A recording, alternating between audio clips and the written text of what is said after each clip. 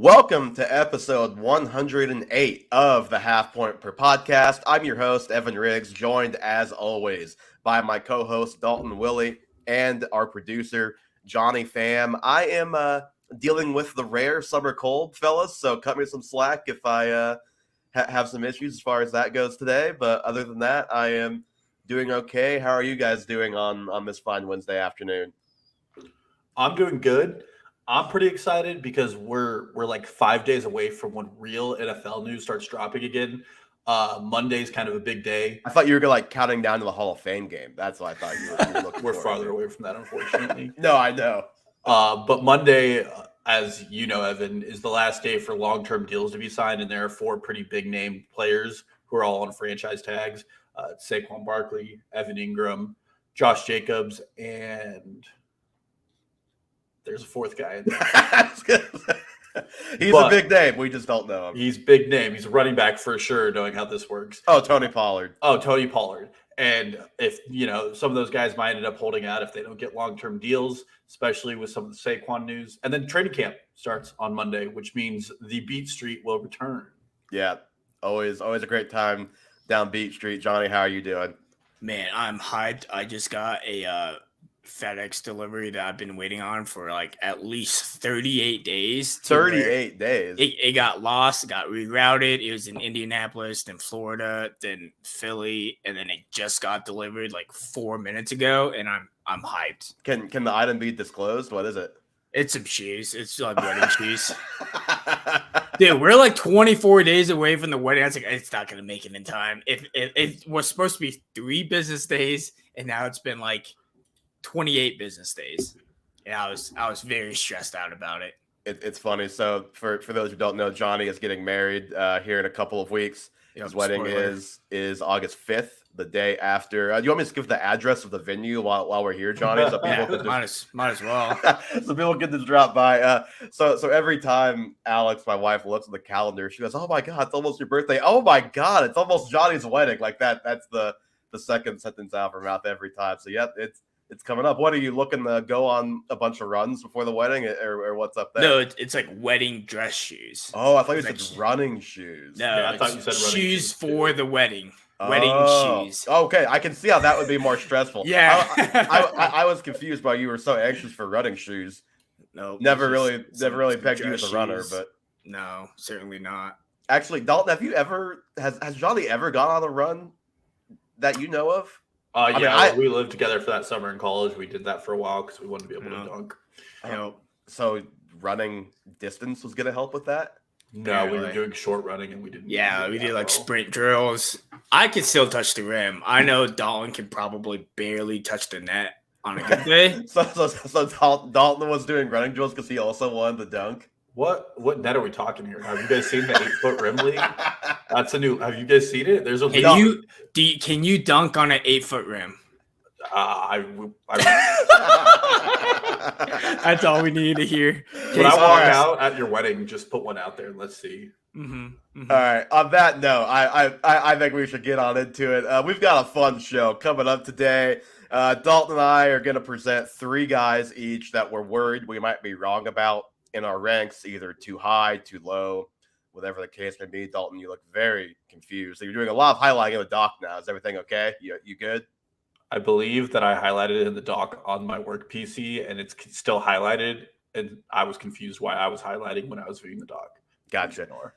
Fair enough. Also, we're going to talk about 2 teams that we think the market is wrong about. Dalton grabbed some win totals for everybody, and we kind of went off of that. But really, the goal is to identify some teams who we think could be pretty big underachievers, pretty big overachievers. Obviously, we remember last year, Rams, big-time underachievers. Jaguars, big-time overachievers. Broncos, big-time underachievers. Those things definitely have big-time reverberations in fantasy football, so we're going to try and identify what we think could be some good candidates for those situations. But, Dalton, you mentioned the Saquon Barkley news earlier, and that's where we're going to start in our player props. We have 5 this week, as always, and we'll start with Saquon off the top. So I put him in here because his line is 1,500 rushing yards. And in my mind, I'm thinking, okay, that line, that has to be with potential games missed in mind, because the 2 years that he's played and been healthy the entire year, because he had the 1 year where he had the really bad rushing total, but he was banged up the whole year and never right. He was way under that, but he's been a 1,300-yard guy the 2 times he's played healthy for most of the year. We have the news that he is apparently considering sitting out of regular season games, if he has to under the franchise tag, which you mentioned that deadline is coming up pretty soon. And then Diana Rossini, a little more reliable than the first tweet from NFL Rumors, says that he's made it clear Saquon has the franchise tag is undesirable. I think we've all seen that out of Saquon. And she is told his week 1 availability for the Giants against the Cowboys will be in serious question if there's not a long-term deal done. So there's a lot there. And I figured this would be a good time to at least try to unpack that a little bit. And what better way than to put our money where our mouth is on this prop over under 1,500 rushing yards. Dalton, what say you? I'm taking the under. We talk about this with stats, but there's so much bigger of an edge taking the under. And with a running back, it's way easier for me in a lot of cases because their injury likelihood is much higher. Like you said, he's hit this 3 times. Actually, he had 1 season of 1,005 yards. But with the holdout concerns, with it just being Saquon Barkley, and we know that injuries do pop up with him. And then with the Giants definitely looking to probably move away from a run-heavy offense. I don't know if they can do that successfully. I'm not sure if they have the receivers to do that yet. But with the addition of Darren Waller, I think they might pass it a little more. And Saquon was a little boomer bust last season, and I think that was just a result of the Giants being so dependent on him. I would just lean the under on this one. Probably wouldn't bet this one until closer to the season and we had more news on it. I know he came out on Twitter and said it was cap that he was going to hold out games, but I'm not very likely to trust players, especially after J.K. Dobbins last offseason. Yeah, Dobbins insisted he was healthy, and there was a weird push and pull where he was wanting to do more, but the Ravens didn't want him to. Turns out the Ravens were actually correct in not wanting him to do more, and he was definitely not healthy. We were kind of all over that one last year as well. I'm taking the over just ever so slightly. I will say, blanket statement, as far as our prop bets go and keeping track, I will give us all the grace to change this to under, or if we want to change it to over, depending on his availability. Like if he holds out, we can go back and change it, because let's be real, none of us are betting this number right now, knowing what we know about the potential holdout stuff. But I'm still taking the over, because even if he holds out and this is a couple of games, like there is a lot of wiggle room in this line. He's hit it, like you said, that 1,005 yards, and he's been 1,300 a couple of times. Like he definitely could miss a few games and still hit this number pretty comfortably. They added Eric Gray, the rookie, but other than that, like there's nothing markedly different about this running back room that makes you think that he won't have the same opportunities and the same chance to produce like he did last season. It's all about health and whether or not he's out there on the field. And I just don't know what kind of leverage Saquon has to hold out. We've seen these running backs, like with Le'Veon Bell, try to hold out. Didn't Le'Veon Bell recently say he regretted doing that, or am I mistaken? No, he did. So I just don't like. I understand why he wants to do it, but running back is just, these guys just don't have leverage. I don't know what he's going to gain from that. So I think my gut read is that it's probably him trying to push the buttons that he can, but when push comes to shove, I think my guess would be he'll be out there. Yeah, I think he definitely wants to be out there. I just think he would prefer to get paid, but I agree with you. There's no negotiation upside for him in this situation, especially because the Giants can just go out on there. I mean, they can sign Kareem Hunt or Dalvin Cook and or Ezekiel Elliott, Leonard Fournette, all those guys still without a team. Are you really going to miss that much? Probably not, with the way running backs work in the NFL. No offense to Saquon, but they can probably find a lot of replacement level value and still do perennially the same. I will say the Giants are kind of one team that they ran, their whole offense ran through Saquon last year. So they might be one exception to that rule, but who knows? Johnny, what do you think about this number? Yeah, I'm probably leaning towards the over, but not feeling great about putting any money down on it whatsoever. But yeah, I'm going with the over. Mm-hmm. Okay, Second guy on the list here, we'll jump back to the top. Aaron Rodgers, his over-under for passing yards is 3,950 and a half. And by the way, I forgot to read the actual lot, like the odds for each one. It was minus 110 for both the over and the under for Saquon, minus 110 for the over and the under at 3,950 and a half for Aaron Rodgers. I'm taking the under. I'll keep this one brief because I have more on Rodgers later in the show, but he just had the worst season of his career last year at age 39 as a full-time starter. So I'm dubious that the bounce back is going to be as big as people think. I'll just leave it at that. Well, it's funny because at least we're getting some disagreement this week. I'm taking the over. So before his week 5 thumb injury last season, a lot of his underlying metrics, his completion percentage, his QBR, his EPA per play were all right in line with where he's been at in his career. He definitely had the worst receiving core he's had in a couple of years. His best player was rookie Christian Watson, who didn't play for the first couple of games. The receiving core he has this year is probably up there with some of his 2015 and 14 seasons where he was putting up stellar stat lines. And I didn't see a major drop-off until he had that thumb injury and he was throwing to a bunch of nobodies. I think he'll be fine. When you just look at the yards per game with Mike White and Joe Flacco in this offense last year was over 300 yards, and I think even at age 40 Aaron Rodgers, he's going to be better than these guys. Johnny? I'm going to go with the under. I feel like that's a high number for him, especially at his age, but I feel more comfortable with the under. Mm-hmm. With you on that one. Dameon Pierce, over under 900 and a half rushing yards. This one's minus 110 both ways as well. And I'll start this one off. Another under for me here. I mean, we've got Devin Singletary, who will be a factor, I think, this year, who is at least going to take some snaps away from Pierce. Like, Pierce is the better player. He'll get more snaps. He should get more snaps. But this could very easily be a 1A, 1B type of deal, which did not exist in Houston last year when Pierce was healthy because it was Rex Burkhead, Dare Agumbawale, and company behind him. I know he hit that number last year and he missed 4 games, but I don't think the volume should or will be what it was last year for Dameon Pierce as a rusher. He was 7th in the NFL with almost 17 rushes per game last year in the games that he played. I think for both his sake and the team's sake, that should not be their plan this year. And I don't think it is with Devin Singletary there. Yeah, this one I agree with you on. I have the under. One, it's not like Houston's offense is getting any better with a rookie quarterback under the helm. I'm not saying Davis Mills was that good last year, but he's definitely going to have an edge when it comes to his efficiency, which he didn't do. Among the last 10 years with running backs with at least 220 carries, he ranks in the bottom third of total yards. So it's not like he was efficient with those, and I don't really expect him to be with that Houston line. And Devin Singletary is the best competition he's faced in the backfield, which isn't saying a lot, but I mean, there's still some juice with Devin Singletary, and he's going to take touches away. So I agree with you. Just bad offense and increased competition. I'm not in on it. Mm-hmm. I agree with the under.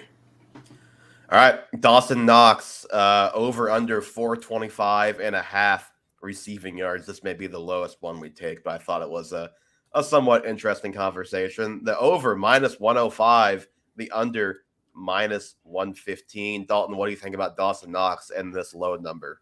I was surprised the over was plus money on this one. I'm taking the over. One, I really expect the Bills to transition to more 12 and 13 personnel looks. It's pretty clear that Dalton Kincaid is probably going to be playing more as a receiver than as a tight end. I know that's a big gamble to make, but even in the last 2 seasons when he hasn't played a full 17-game slate, Dawson Knox has hit this over. And I think when it comes to consistency, he still might be their 4th best pass catcher, and it's really not that hard for him to get there.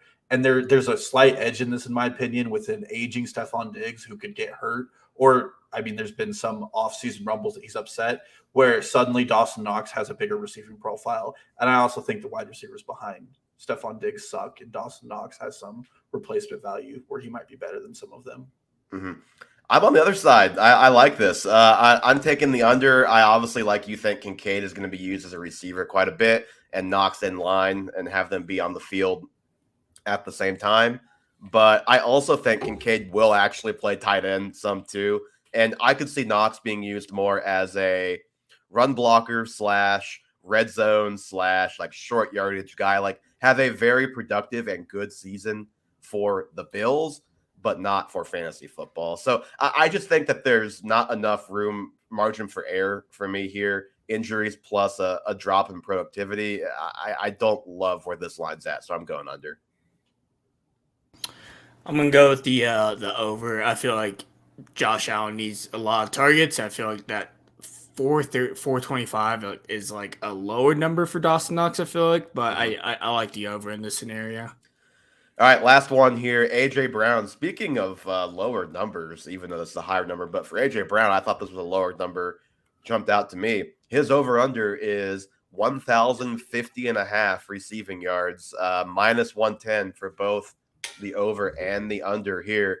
Dalton, I will start with you. Excuse me. What do you think about AJ Brown, this number?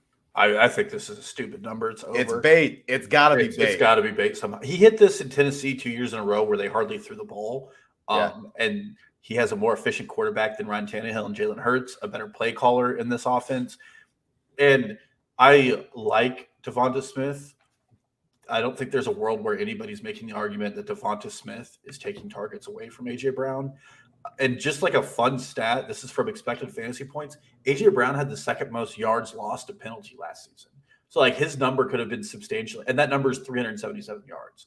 That number could be substantially higher. AJ Brown's best route is like the 9 route. So he's always there on deep routes. Mm-hmm. The Eagles offense is tremendously loaded. He's going to get his looks. I don't see why I'm confused by this one. Yeah, it seems like I need to do some more digging, and because I kind of browsed the Jalen Hurts lines after this, but didn't look too closely at his stats last season. It seems like maybe just some Eagles regression is what Vegas is betting on here, but I'm taking the over.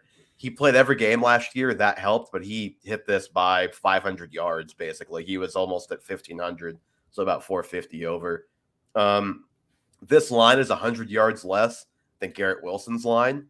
75 yards more than Mike Evans. Think about that. Mike Evans is like our wide receiver 35. AJ Brown's like our wide receiver 5 or 6 in fantasy, and their lines are 75 yards different on DraftKings.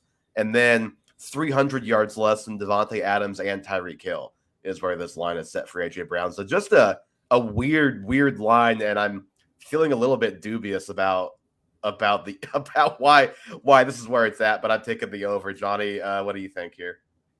Yeah, I went into my bookie account to place the bet, so I will be following. I will be following this line very closely, but it feels like a trap.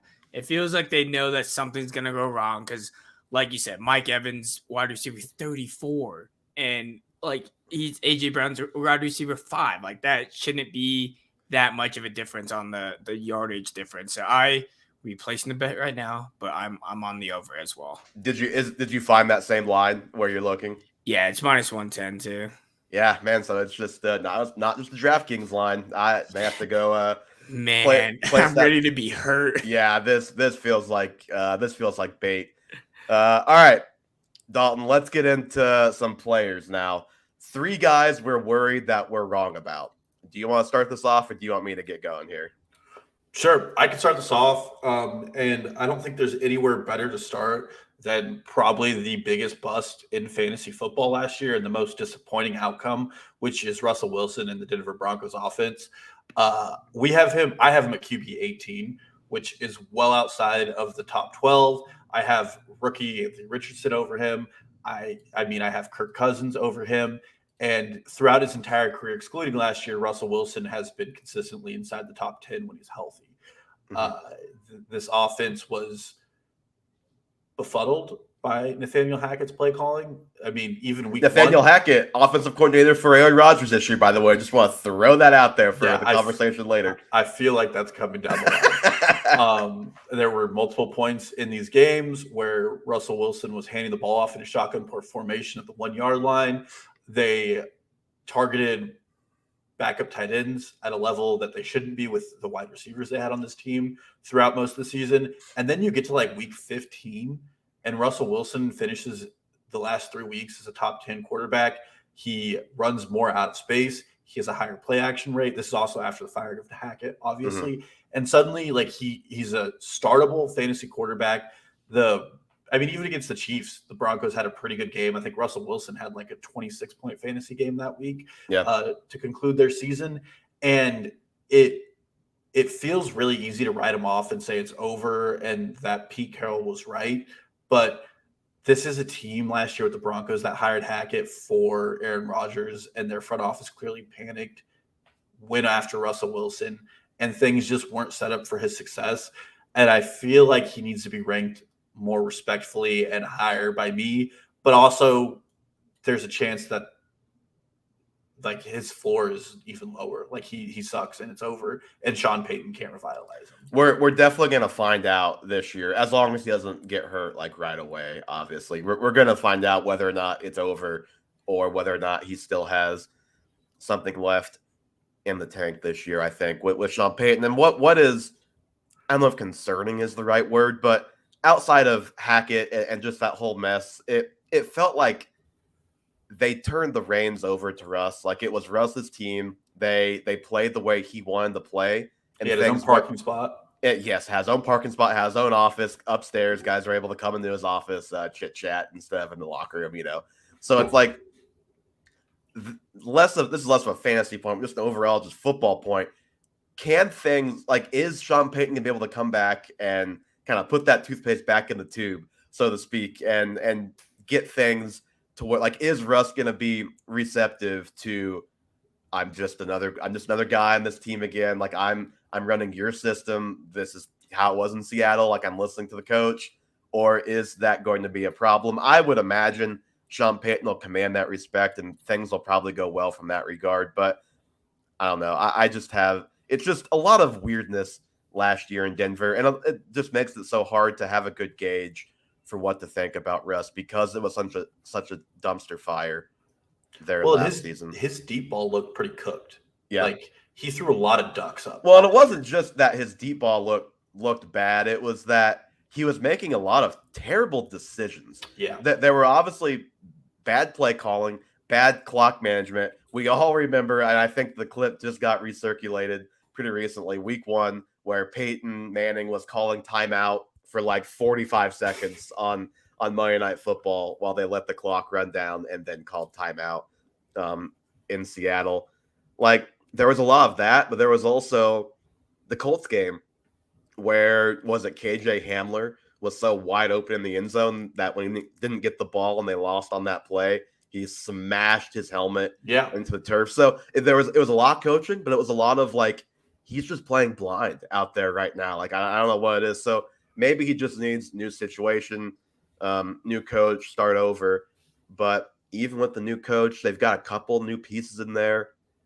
The weapons are kind of still the weapons for the most part. Like it's still kind of the same group. So I'll be curious to see how big a difference does good coaching make. I think it's a very good test case for that this year in Denver. Yeah, and it'll be a very good clash. I mean, they wasted a lot of picks on Russell Wilson, but they also traded a first for Sean Payton. And I think out of both of them, Sean Payton's the one to prove that he can do it multiple different ways and win multiple games. I don't think there's a world where we see Jared Stidham starting, but if we're week 14 and they have a losing record, it might be, the end of Russ's career if Sean Payton makes some statements in that locker room. Yep, for sure. All right, this guy, God, I'm so torn on what to do with Deebo Samuel. We kind of branded ourselves the Deebo podcast a little bit a couple weeks back or last week when we kind of discovered we were decently high on even though we were Ayuk over Deebo, we're still pretty high on Deebo relative. I have him wide receiver 21, but if you just go back and just box score look or just year by year stat look with Deebo, it's just scary because the 1 year that is the absolute anomaly is the great year. I mean, he has 1,400 yards, 8 rushing touchdowns, 1,400 yards receiving and 8 rushing touchdowns, played all 16 games. You look at his other years, he's been over 800 yards receiving one time. That was as a rookie, and that was by 2 yards. He has missed games in all but the one season, We know he's had some injury problems throughout his career, and he's obviously going to be a guy that's going to get banged up because of the way he plays, because he's running between the tackles as a wide receiver. Like, he has that added risk as well. I mean, his fantasy finishes: wide receiver 36, 93, 2, and 32. Those are his finishes in his career. I went back and looked at last year, weeks 10 through 14, and obviously why that's relevant is because it's the 49ers, and the 49ers are never fully healthy. Those are the only 4 games of the year where all of their big guns were on the field: Debo, Ayuk, George Kittle, and Christian McCaffrey, post CMC trade. And, Ayuk was like wide receiver 20, Debo right there as well at wide receiver 23. So he's right there, very much in the mix of things. Oh, Dalton? Yeah, I'm here. Are you there? You good? Yeah, can you hear me? Yeah, no, I don't know what happened to my camera. Yeah, your camera's gone on my screen too. Okay, that's great. I think my camera just has an update. I am seeing I need to restart my PC, so am probably not going to do that mid-pod, don't think. That's fair. So so we might just go with the old no cam on this one. We'll see. But yeah, Debo, wide receiver 23 in that stretch. Like, I don't think he's going to be a bust by any means. Like, I have him ranked right around that. And I'm still pretty bullish on telling people to draft him near the top 20. But I think it's very easy to see the argument with Debo that you're drafting him near the peak of his value if those guys are healthy, because they have so many weapons, and he's probably going to be in and out the lineup a bit himself. But you would probably imagine that other guys are going to be in and out enough as well that the sum of the season can add up to a great year, but it might just be up and down. And it might be that way for all of those guys, except maybe Christian McCaffrey. And as I was diving into the Debo thing, I actually, to add a little bonus guy here, got a little worried about George Kittle and my rank of him as I was doing this too. He was tight end 9 in that same stretch when all those guys played, but he only scored more than 5 points one time. It was a 22-point explosion. And then we all know how great he was down the stretch. That was without Debo, who got hurt late in the season and was out until the playoffs, basically. So a little queasy about him at tight end 3, a little queasy about Debo.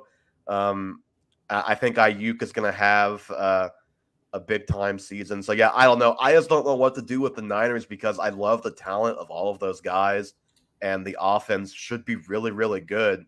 But it's just a lot to have 4 guys be that good for fantasy on offense. yeah, it's difficult too because you're relying on Brock Purdy, who we welcome back, Evan.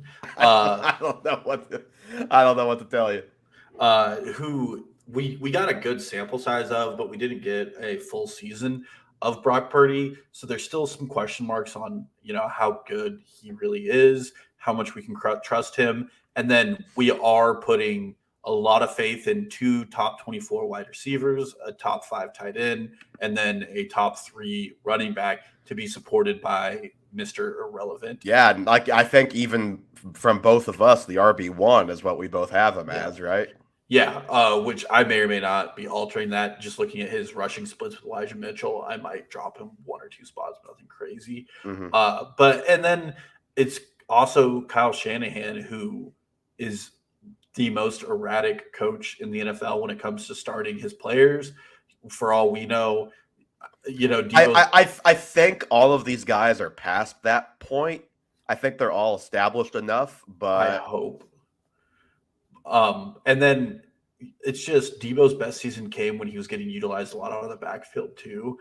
And I think there was a talk between him and Kyle Shanahan where he doesn't want to do that, which I totally believe he should. Yeah. Oh, yeah. I wouldn't want to either if I were a wide receiver. But for fantasy look at how they get paid, and look at how the running backs get paid. But for fantasy reasons, it's definitely capping his ceiling. And I think this is no offense to Debo. I think Brandon Ayuk is a better receiver. Yeah. And there's been a lot of Ayuk buzz. Kyle Juszczyk basically say it looked like a whole new guy. Now, obviously, that's buzz. That's sunshine and, pumping all that stuff. We never know what we can truly buy into with that. Usually it's not much. But it helps that we've all been pretty big Ayuk believers anyway this whole time, and he's looked like an absolute stud when he's actually been on the field. So yeah, Ayuk being even better this year would be another reason I'm nervous about Debo and taking him as a top 24 guy. But also Debo's just really freaking good, man. Like it's hard to drop him too much lower. That's why he's a hard guy to rank. That's why I'm nervous about being wrong about him. But I also don't think he's going to be a complete bust unless he gets injured, which could happen. Yeah. Injury leads me right into my next guy. Go for it. And there's a larger conversation here, but I'll start with him. But I have Rashad Bateman, who I am probably 13 spots above wide receiver ADP right now with wide receiver 24. So I'm bullish on him already.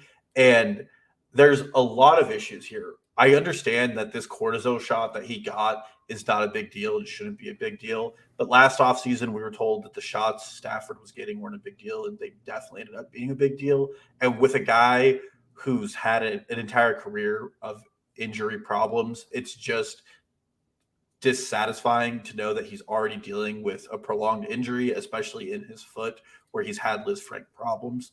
So that's my first concern here, is that the injuries seem to be nagging him. Second, I am so in on this Ravens offense, and I was so in on Denver and the Chargers last offseason that it just pays dividends to ask yourself, what could go wrong here? Yeah. So I've gone ahead and done that. We have to project a substantial increase in pass efficiency and volume in this offense to get anywhere near where these wide receivers are getting ranked by us, by Odell, Zay, and Rashad Bateman, and then Mark Andrews, who we have as top 3 tight ends in both of our rankings. So we are praying that Todd Monken can come in and substantially increase the pass volume here. And then at the same time, that Lamar Jackson is a player who can sustain great pass volume season long and do it efficiently. So you combine those with also the fact that he has to do all of these things efficiently. They have to increase their play volume. And now Rashad Bateman has to be the best in what suddenly became a crowded wide receiver room. Odell's not the old Odell, but Odell still played well when he was healthy 2 years ago. And you and I both think Zay Flowers is a very talented player. Mm-hmm. He was drafted higher than Rashad Bateman was in the NFL draft. And it's a penchant here that there's so many factors here that have to go right for Rashad Bateman to be a good player that it's really concerning how high I have him. And I'm hedging on everything going the right way for him.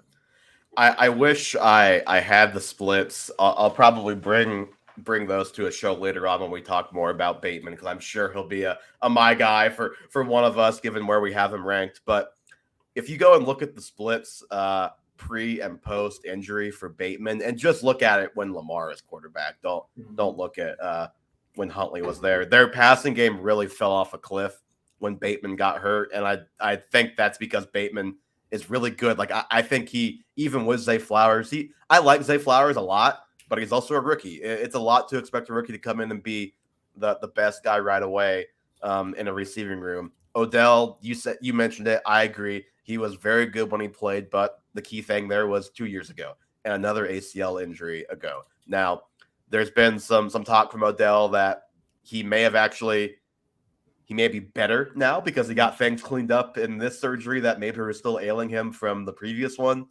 Not a doctor, not going to give an opinion either way there, but all I know is for multiple ACLs and multiple years, multiple ACL injuries in the career and multiple years since the last time we've seen the guy play on the football field. So a little unsure what to expect there. I think Bateman is pretty clearly the best receiver in this offense. Now, obviously, Mark Andrews should be the number one target in this offense. But if Bateman is as good as we think, I'm not too concerned. But obviously the red herring with him is health. So it really, to me, it's just, can he stay healthy? I'm not too concerned about the cortisone shot. I think that probably happens a lot, and we just don't hear about it. And maybe we just heard about this one because I don't know why. Maybe because it was his foot and he's had the foot thing.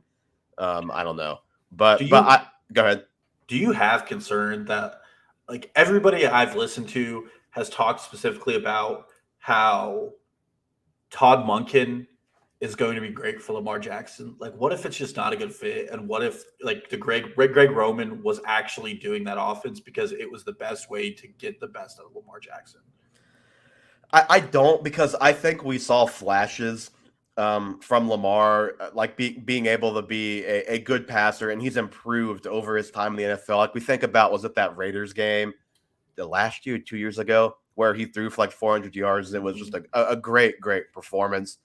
And we've seen him obviously be great with Greg Roman, but we've seen a very limited passing game. We've seen a high school style offense. I think both sides realized that we have to branch out. We have to actually have a real passing attack to complement this great rushing attack. And I think Lamar is capable of that. I think he's proven enough to me as a passer. Like, I don't know, him and Jalen Hurts. Like, is Jalen Hurts really a better passer than Lamar? Like, no, I don't think so. I think they're probably pretty comparable as passers, like a average to above average, and then special runners. Like, I think Lamar will be just fine in this system. And if Todd Monken is smart, which he is, he will not come in with it's spread offense, we're passing, we're gonna take away what he's gonna have his system, and Lamar is gonna have his way of playing, and hopefully they're gonna mesh that into building the best system for both sides and for that offense. And I believe that is what's gonna happen.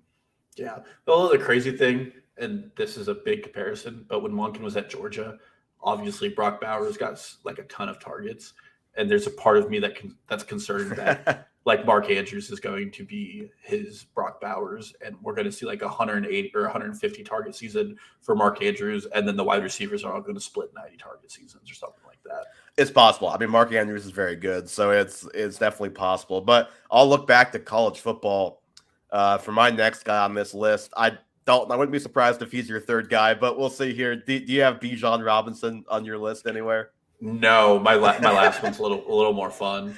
Because when we did our running back rank show, we were like, oh, we have Bijan like RB8, and everybody else has him RB3. That's what Underdog has him. RB4 is Fantasy Pros ADP. So doesn't sound like a huge difference, but we're telling people to draft him at the turn. They're telling people to draft him in the top 6 or 8, which is a big difference in the first round of a draft. So I'm just a little hesitant to ever elevate guys that high that we've never seen play in the NFL. I know Bijan is an unreal prospect, maybe the best we've seen in the last decade plus. Like, I get it. I've seen him play in person and absolutely destroy KU. So I know firsthand he's very, very good, and he's in a probably pretty good situation where he's gonna have a big time year. But RB3, like, this sounds obvious, but I think sometimes people need to hear this. RB3 is really, really difficult to accomplish. You go back and look, like, I don't think Nick Chubb has a finish that high in his career. Nick Chubb, like, think about that. Nick Chubb, who's been probably the best pure runner in football for the last 3 or 4 years. Like, it is really hard to finish that high in fantasy football. Number one, because you have to be healthy. And number two, because you have to basically have a 2,000 yards from scrimmage or close to it type of year. Now, is he capable of that? Of course. And that's why he's in this category for me. You look back at guys like Zeke and Saquon, who he's most commonly kind of comped with as prospect caliber. Both those guys did exactly that when I was probably lower on both of those guys at that time than others were. Saquon, best fantasy season he's ever had is still that rookie year. Zeke had a career high in rushing yards and in carries and in rushing touchdowns, and also had a decent receiving year, right under 2,000 yards. They were both top 3 running backs those seasons. They are the RBs 2 and 3 all time as rookies since 1990. So, like, could he do that? Yes, but like, it's just so difficult to do, honestly. Like, you look at there's this great stat from Sports Illustrated that I found and doing some research here. In the last 23 years, 51 running backs have been selected in the first round of the NFL draft. 8% of those guys have finished with more than 300 fantasy points. So that's basically what you have to do to be a top 3 running back. 18% have scored more than 250 points, and 29% have more than 200 points. That's in PPR scoring. So if you do that math, it's basically around 40% of those guys are under 200 fantasy points in their first season and topping out as high-end RB2s to mid RB2s. Like, he is a very good player, and I'm nervous I could be wrong because of that, but also I just can't quite get there with it because you're asking a historical season out of a guy to have him live up to that, and it's just a tough thing to ask, quite frankly. Yeah, I have a couple of concerns with Bijan. They start with like the running back landscape this year. I think is very flat for like a good portion of players, which I think the value of a high risk player like Bijan is rewarded less in this landscape. Like you can get Tony Pollard at RB9, and I mean Tony Pollard was RB9 last year competing for snaps with Zeke. So there's that. Then and it's like preseason camp buzz, but he's getting described by Arthur Smith as like this offensive weapon, and they're talking about how they're going to work in Tyler Algier to give Bijan better looks. Mm-hmm. Tyler Algier, like we're not fans of him, but he was good last season in a lot of metrics, and they really liked to run this running back by rotation situation. And before they drafted Bijan Robinson, Arthur Smith was all over the news podium saying that they were going to run a running back by committee because it's the way the NFL works. And he's shown a willingness not to use his best players like Kyle Pitts and Drake London to a fault. And I believe that you could get into a very, very frustrating situation very, very quickly where, Bijan Robinson's getting 16 rushes a game, but you have Tyler Algier getting 8 to 9 rushes a game, and you get into the red zone and Tyler Algier's the back all of a sudden because Bijan was between the 20s the entire drive. And like you said, to be a top 3 running back is just hard. It's really hard, and you need touchdown equity. And I just don't think the Falcons are going to score a lot of touchdowns. I think they suck. I think they're still going to suck. And if he's not getting those touchdowns, he's going to need multiple 100-yard games, and it's just hard to get to. Mm-hmm.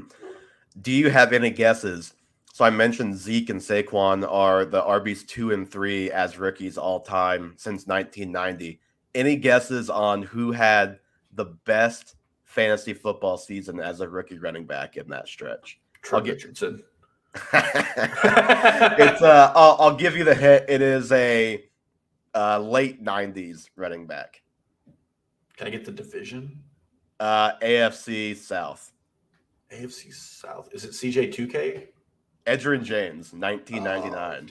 Oh, he won Rookie of the Year. Yeah. I should have done that. Yeah, Doug Martin on this list of top 12 rookie running backs. That really threw muscle hamster. That 2012 season was something else. But yeah, Bijan is such a tough one for me this year for all of those reasons. Dalton, who's your third? This is probably the toughest one, and we've talked about this player, but I'm including 2 here, and it's cheating, but their fantasy values are tied together. It's Deshaun Watson and Amari Cooper. Mm-hmm. We'll start with Amari Cooper. Amari Cooper was amazing with Jacoby Brissett. With Deshaun Watson, he was terrible. In fact, the points per game outcomes in these two, with Jacoby Brissett, Amari Cooper was on pace to finish as wide receiver 6. With Deshaun Watson, he was on pace to finish as wide receiver 32. That's a huge discrepancy. Yep. He finished as a wide receiver 11, in part because the majority of his points came in the early half of the season. Amari Cooper's always been an inconsistent player. I was going to say, obviously, we know that it's well documented here that Deshaun was worse than Jacoby Brissett when he came in. But also, it's well documented here and everywhere that Amari Cooper, no matter who his quarterback is, can be a guy and is a guy who can be the wide receiver 6 for half a year and 32 for half a year. That's just who he's always been.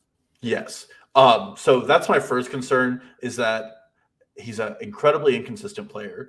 Deshaun, I just really don't know if Deshaun Watson has it anymore. After a year off from football, like we talked about last week, we're willing to write off a lot of his problems due to rust and due to bad weather games. It's dangerous when you start writing off very obvious misgivings for for reasons that you can't explain or for stats you can't find. He was horrible even in the preseason game last year. He didn't have a completion. In tandem with that, Amari Cooper's entering his age 29 season. It's not that old, but he's also been a guy who's always had these injuries pop up throughout the season. And then there's no one else in this wide receiver room who I'm going to put, any money on to be a successful player. Well, I was going to say, can I just ask you a question? Yeah. Who, just from a talent standpoint, is the more talented wide receiver? Amari Cooper or Elijah Moore? Yeah. It's Amari Cooper right now, but Elijah Moore has been cheated. Not by that much. And that would be another concern with Cooper, is that maybe Elijah Moore's potential is realized. Yeah. And you put those two factors together. This is an offense that so far we've seen they want to run play action. They want to run the ball a lot. They don't want to have a high passing offense. And then you decrease the volume. It's just really hard for me to get there and to buy into this Browns team at all, other than Nick Chubb, who might finally be unleashed. I just don't want to do it. I think Deshaun Watson might just be bad at football now. He got a total guaranteed contract. Why does he care? In all honesty, why do you want to show up and play well if you're getting $250 million no matter what you do? Yeah, I just think I just think that if you're a football player who's made it to this level, you've got to have I would hope that you have more you care just about being good at the sport. You have more competitive juices, let's just say, to care in that scenario. And that's obviously what you're hoping for. You would hope Deshaun Watson's pissed off about how bad he was last year. Yeah, but I would also hope that if you're making as much money and, you're like one of the best quarterbacks being mentioned in the same name with Patrick Mahomes, you're not going to massage parlors and doing whatever you're doing. So yes. The slightly different. One's a character concern, and one maybe a character flaw. I'm sorry. It's really hard for me to come around on Deshaun Watson, and I haven't seen anybody make a case for him that is anything other than making excuses. There's not even his EPA wasn't even good. His best game, he threw 3 touchdowns and 10 passes or 18 passes. The case for him is, he's 3 years ago. He's still young, and last time he played before all of this happened, he was awesome. So maybe he can be that again, because there should be no physical drop off for him. Guys like Russ and Aaron Rodgers or guys that you worry about, Matthew Stafford. He shouldn't have that. But whether or not you can get back to that same guy, it's hard to take a year plus off of anything and come back and be the same. So I guess we'll see what he does. But yeah, obviously that makes both of those guys incredibly difficult. And I almost feel like no matter where I rank Deshaun, I'm probably going to be wrong. That's why I'm splitting the difference and putting him 10. But I also just listened to a podcast where somebody had him 14 and felt like they were high on him. So I really think there's no great answer out there right now for Deshaun, and then obviously to a lesser extent, Amari Cooper. Yeah, I agree. All right, last guy here. This is much more about his team than the player, but I'm going Aaron Jones here as my third guy. I have him at RB14, and I hadn't really looked until the other day, but I'm actually a couple spots ahead of ADP on him, which I was a little surprised and concerned about when I made this discovery. This kind of goes for the Packers as a whole. Christian Watson, I'm lower on Watson than ADP, and I think you are too. So I'm not really too concerned there. I'm like Romeo Dubs, I don't care about. Jaden Reed, I care about long term, not as much this year. AJ Dillon, he's going in the 30s, whatever. Although I would hope and expect that Alvin Kamara is going to jump him in ADP, which he had not. I looked at this last night, but I think the biggest thing here is Jordan Love any good? Can he prop up Aaron Jones? Not prop up. Can he just keep the boat above water enough for Aaron Jones to be awesome? That's all he has to do. But we've seen so little from Jordan Love in his career because he's had so little opportunity that we just can't know. All we really know about Jordan Love is that he was drafted a lot higher than people expected him to be, and he was not a great prospect coming out of college, and he's definitely not looked great for the most part when he's played in the NFL. Now, he did play the one game last year against the Eagles. He came in late when Rodgers got hurt. He went 6 of 9 for 113 yards through the long touchdown to Christian Watson. That helped boost those numbers. But for the first time, really, the eye test was kind of there a little bit. But that's one game. That was 20% of the snaps in that game. That is a very small sample size for people to be, just penciling him in as a top 20 quarterback and able to kind of right the ship in Green Bay a little bit there. You look back the year before, in 2021, he started one game against Kansas City in Arrowhead. His parents very famously were in like the second to the last row in the stadium. And man, they should have just put him in an airplane and had him sitting over the stadium because they did not want to see how badly their son played that day. 19 of 34 for 190 yards, 1 touchdown, 1 pick. That 1 touchdown was with 5 minutes left in the game, or they were pretty close to being shut out.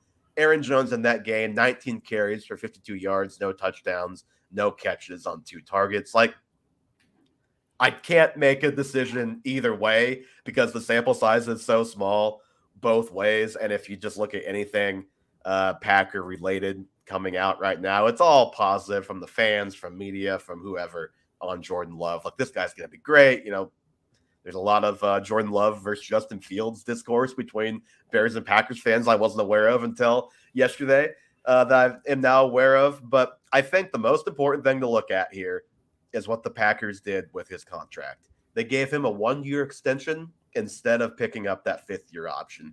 And without getting too into all of the minutia of the cap stuff, this is pretty much what that means. It's very easy for Green Bay to move off of Jordan Love in 2024 if he sucks. And it would not have been had they picked up that 5th-year option, because they'll be able to save $9 million against the cap if they cut him. And they would not have been able to do that if he was on the books for $20 million in 2024. So the team that has had him in the building and seen him more than anybody, a lot more than anybody, is putting a little bit of faith in him, but not their full trust. And so it makes it really difficult to know how to feel about Aaron Jones, the guy that we all care about the most, and the guy that should be a RB1 type of running back. But we know it's a tough world out there if your team sucks to be the RB14. It's not easy. Yeah, and I have him all the way up at RB10. So I'm staunchly in the Aaron Jones is going to be an RB1 again. And I was a big Aaron Jones fan last year. Part of it is I think he is one of the most talented running backs in the NFL. Mm-hmm. And I think there's a good chance Jordan Love does suck, just for all intents and purposes. I think well, and then like we talked about with Rodgers a little bit earlier with their offense, but like they've added some young guys, but they lost Lazard, didn't really add any vets. Like, this offense really isn't any different, any better, I don't think, around Love than it was Rodgers last year. So that's a concern for Love being good too. And you have an aging offensive line. Bakhtiari and company are getting much older. I do trust LaFleur to call good plays. I think he's a good play caller. One thing that hopefully goes well for Dylan and or Aaron Jones is the lack of calling a new play at the 5-yard line to get another passing touchdown, which Aaron Rodgers is definitely guilty of. But I think Aaron Jones is going to continue to be a good fantasy player. I have him above other guys, which I think are in worse offensive play calling situations, like Ramondre Stevenson. I think they're similar talents. I would say Jones is probably proven to be a little more proven of a commodity. Yeah. Like, one guy I can't wrap my head around going over him is Najee Harris. I think Aaron Jones is just vastly better than Najee Harris. I understand workload concerns, but like Kenny Pickett and Jordan Love at this point in their careers, I don't know if I took. Well, but I mean, I know what you're about ready to say, and I agree. Kenny Pickett wasn't exactly great last year, but he's at least proven he can play a little bit in the NFL, whereas Jordan Love has proven that for 1 quarter. It's just, it's just really, really not unprecedented, but it almost is an unprecedented situation in 2023 to have a guy on the team that long, and we still haven't seen him out there. So yeah, it's just tough. I'm a believer in the talent, so I'm with you there, but I am afraid of what that situation could drag him to. It's one of those ones where even when I take him, I'm probably going to close my eyes and not watch Packers games.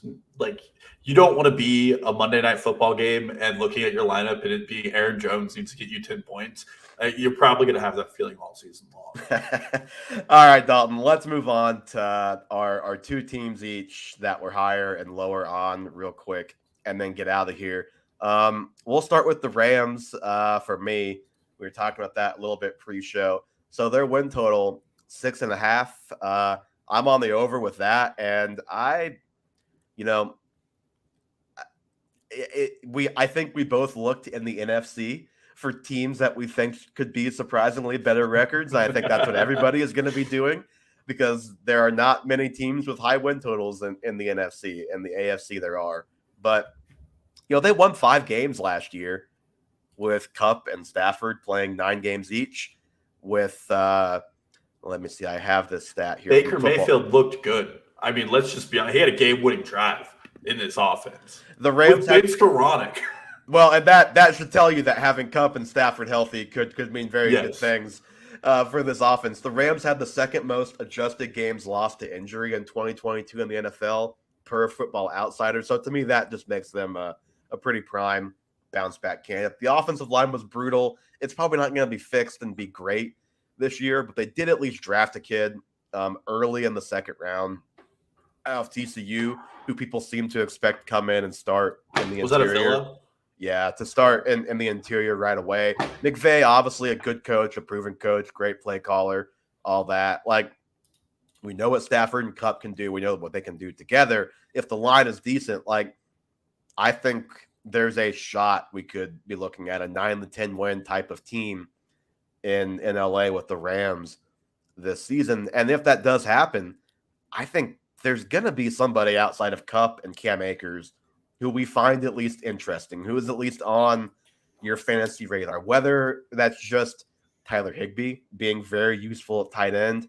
Maybe we should be looking more at Zach Evans as a handcuff running back on this team. Or, yep, that's exactly what I was going to say. Maybe Puka Nacua, the rookie receiver, like Van Jefferson. I just can't quite get there with him, but he is, maybe going to be – he is there, and maybe he can be a top 50 type of guy. But I just think there are some options for fantasy value if they are able to exceed that win total, which I think if they're healthy, if you can get a healthy year out of Kupp, Donald, and Stafford, I don't see this team winning 6 games.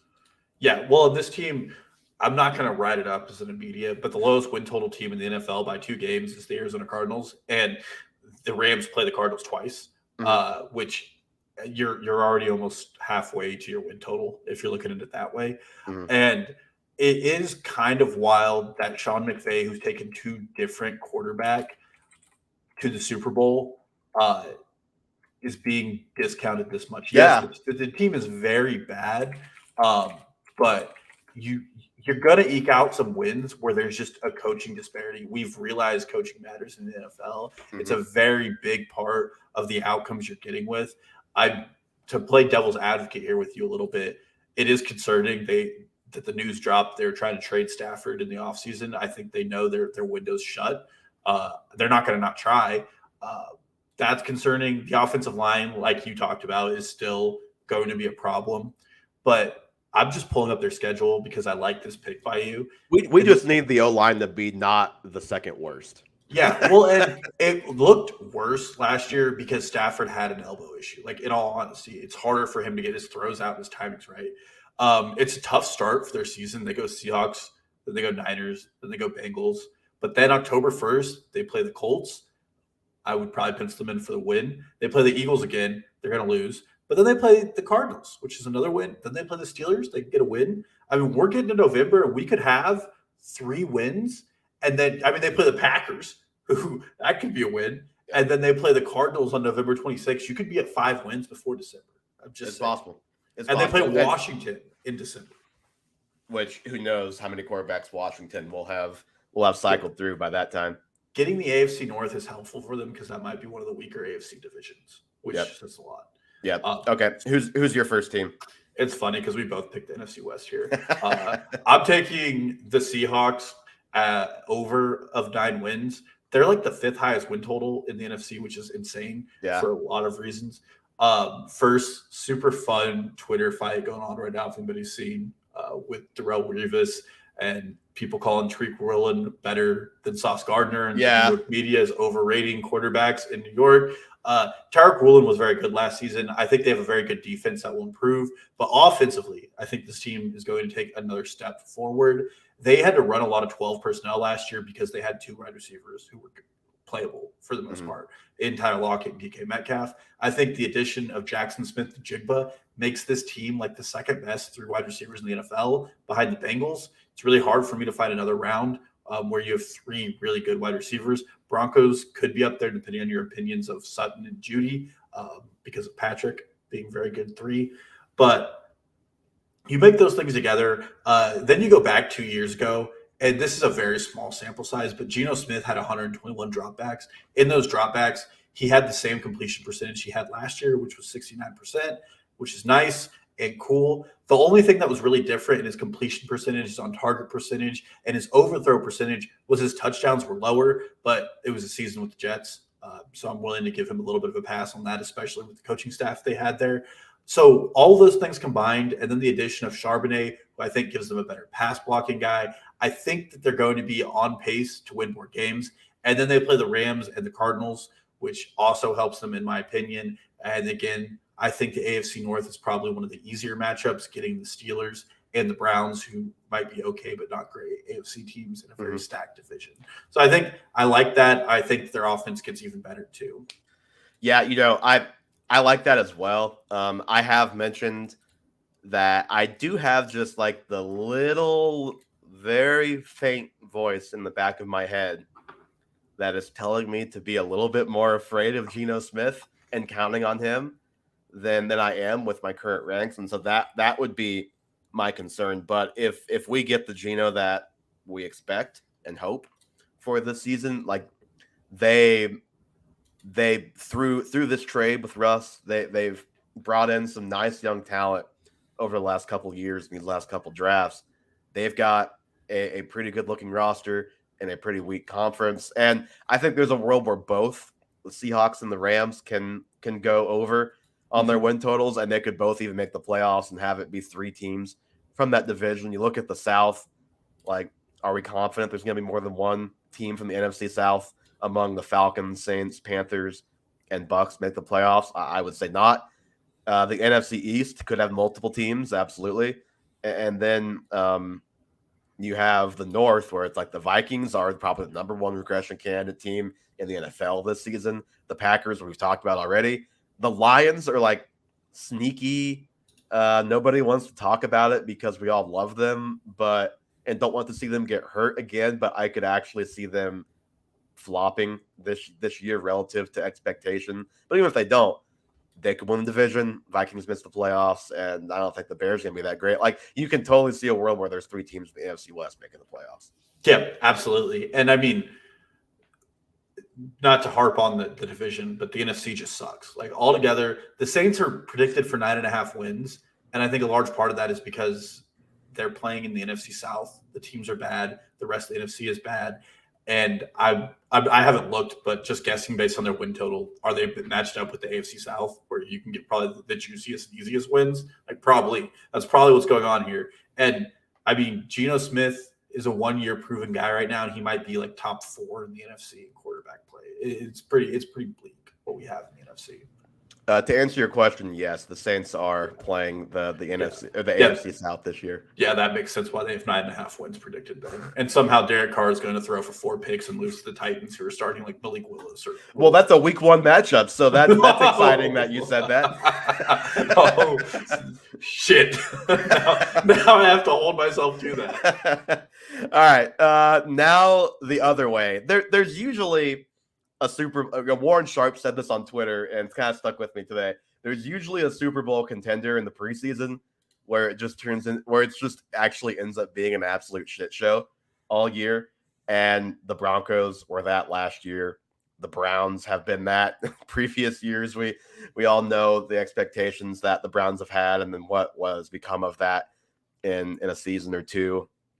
And I think Like I said, the Lions are a decent candidate for that. But what better place to look than the New York City market with perhaps the weirdest man outside of Kyrie Irving, who, by the way, didn't do so great in that same market in sports, and that is Aaron Rodgers and his New York Jets. Is Robert Saleh a good head coach? Is Nathaniel Hackett a good offensive coordinator? Is Aaron Rodgers still a good NFL quarterback? I have pretty legitimate questions about all three of those things, more so the first two than the third, to be sure. But I think it's pretty scary to have that big of questions about the head coach, the offensive coordinator, and the quarterback. They're in a very difficult division, obviously, and they also play the AFC West, so they get the Chiefs and Chargers twice as well. And I would imagine the Broncos. I think the Broncos and Jets, hot take, are going to be on the same level this season, which is not saying great things about what I think the Jets may be this season. They're total 9.5. I'm taking the over. You know, their offensive line, very talented, but banged up last season, was very bad. Didn't have any continuity, obviously. Started a lot of different combinations. If they're healthy this season, they should have a pretty decent offensive line. But how quickly will they find that continuity with a group that hasn't played that many snaps together? How quickly will they mesh with Aaron Rodgers, who's not the easiest guy in the world to mesh with? How quickly will Garrett Wilson and Breece Hall, when he's healthy, and some of those guys mesh with Aaron Rodgers? We know Lazard has that continuity, but how much does that really matter in the grand scheme of things? Not a ton. I talked about Rodgers and whether or not he's the same guy.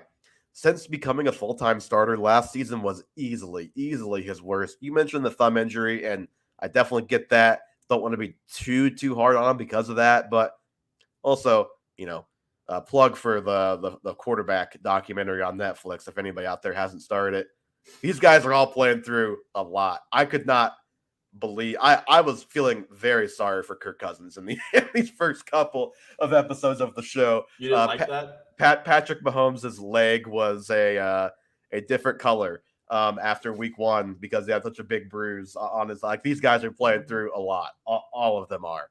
So while it is a reason, I still just, you know, his QBR last year was 39. That is easily the lowest he's had since becoming a full-time starter. He's never been below 50 in any other full season.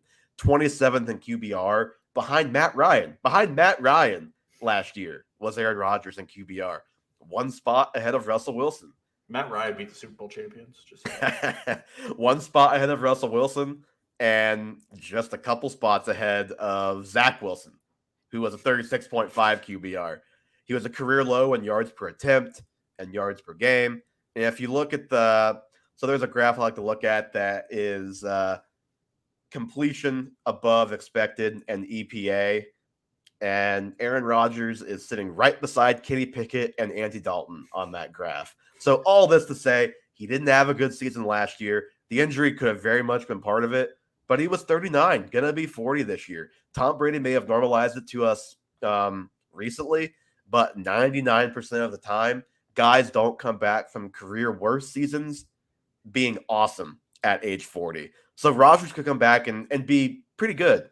But if he's not old Aaron Rodgers, like, things get a little bit dicey in a tough division in New York City with a somewhat young team around Rodgers and a couple other vets that are there.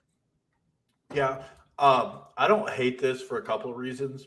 One, we're like 3 years removed from everybody thinking Bill Belichick's like the greatest thing ever, and he's picked to finish last in this division. Yep. The Jets are picked at the same win total as the Dolphins, who got to this win total despite losing their starting quarterback for multiple weeks to concussions. Yep. And I looked really hard at the Dolphins because I was looking at that division and those totals, and I was like, I just have more faith in the infrastructure in Miami than in New York. Well, the math doesn't math. Like, you have the way that they have this coming out with the win totals, these teams would have to perform really well out of division for them to get to like 10, 9, 9, 8 if we're just rounding down and up for the 4 teams in this division. So someone's going to be the odd man out. The Jets have the most turnover out of all of these teams. Mm-hmm. You have a Patriots team that last year didn't have an offensive play caller. Like, which definitely impacted Mac Jones. Oh, they did. It was just Matt Patricia, so they would have been better off with nobody. Yeah, sorry, they had a defensive coordinator calling offensive plays. I love that. So the big issues there.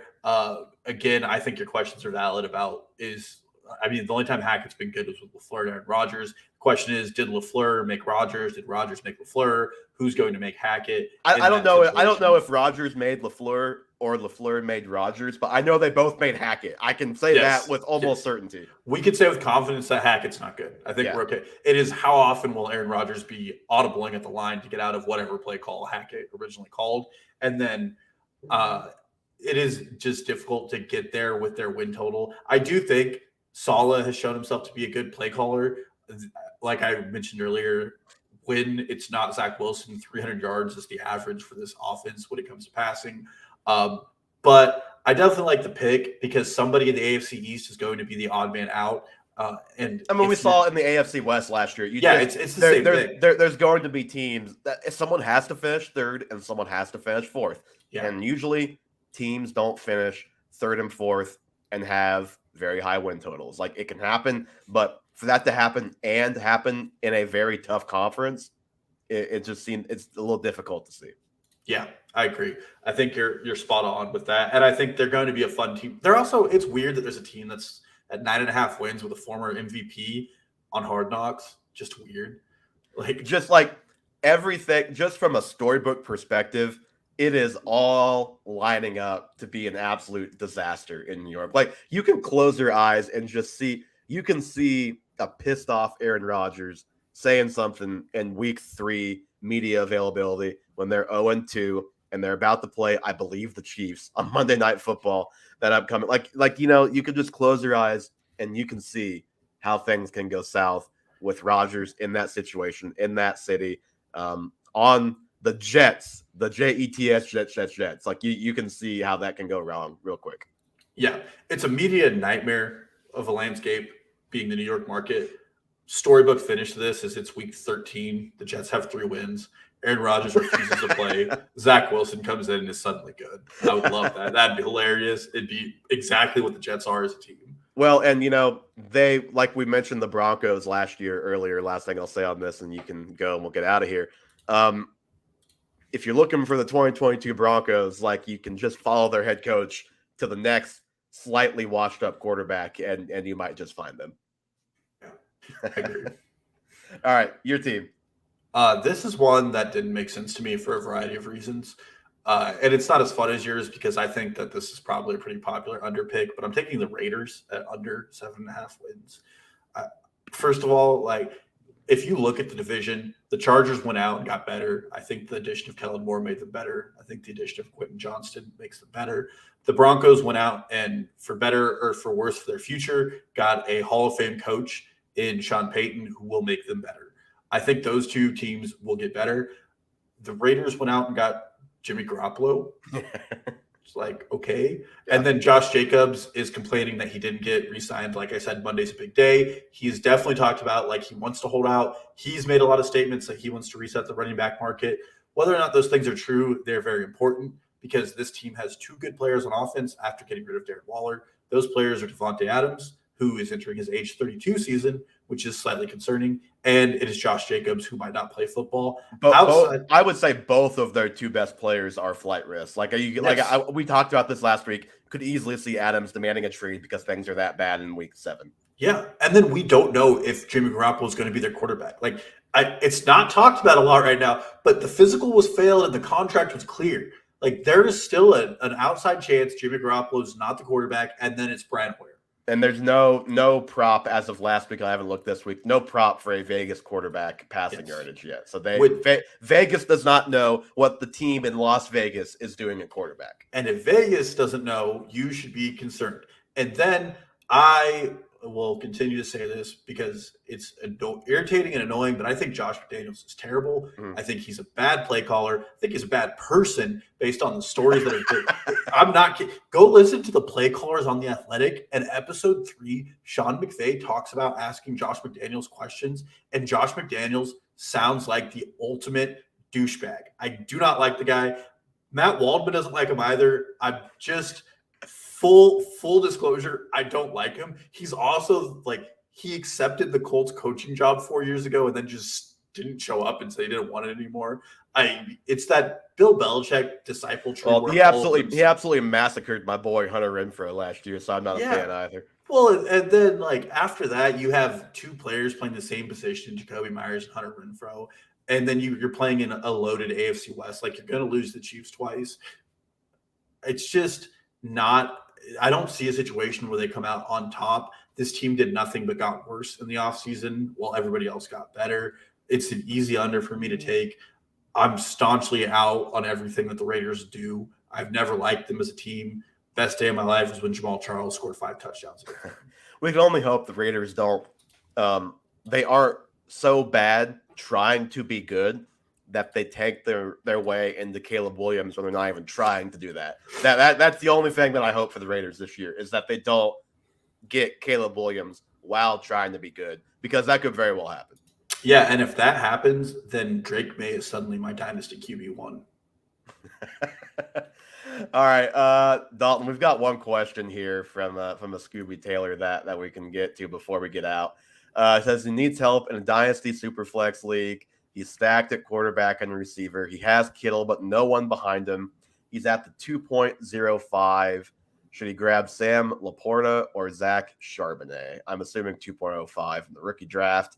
Don't know the scoring format. We'll just teach it or treat it as half-point scoring. I'm going Charbonnet here as well, assuming you don't have a tight end premium scoring in any way in this league. I don't know about you, Dalton, but my philosophy with rookie picks, I know you mentioned a concern with Kittle and nobody behind him, but my philosophy is really more just I draft the better player over what I think my team needs, because at the end of the day, okay, full point per reception. I would still go Zach Charbonnet, I think, in this situation. At the end of the day, if you end up with the better player, Dynasty is all about trades. You can make trades to fill out team needs, and you make trades when you're ready, when you know what your team needs to win down the line. Right now, you're just looking to get the best asset possible.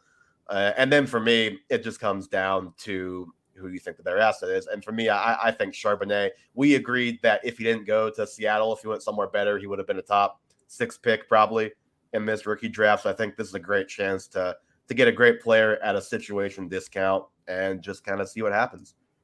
Yeah, I agree with Evan. If you are stacked at wide receiver and quarterback, you're probably looking to win now.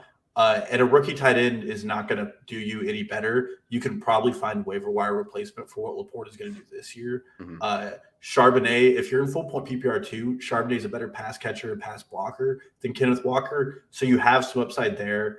I still believe that there's a chance that Charbonnet outplays Kenneth Walker and gets a starting role. And like I said earlier, I'm really bullish on this Seattle offense. And then I like the rest of your running backs too, with Pacheco and James Cook. You have a really good pass-heavy core of wide receivers. And Charbonnet just adds to that where, some of those guys are a little injury prone. I would prefer to make sure you fill out your running back spots before you're pulling out your tight end spot, especially with a rookie like Laporta. I know he's getting camp praise, but it's rookie mini camp praise. I would always go premium positions, which I believe are wide receiver and running back over tight end. Yeah, and you can trade.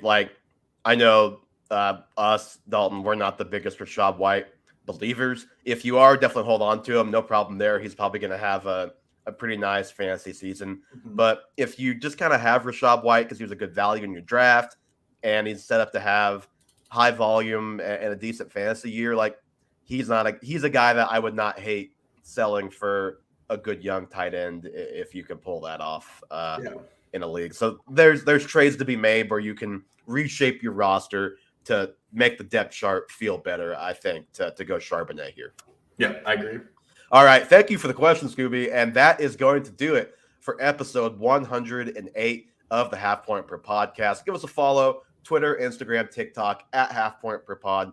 Subscribe to us on the YouTube channel here as well. You can ask questions during the show and we will answer. Half Point Per Podcast. Listen to us on Spotify, Apple Podcast. We appreciate any 5-star reviews, and we will be back with a new show next week.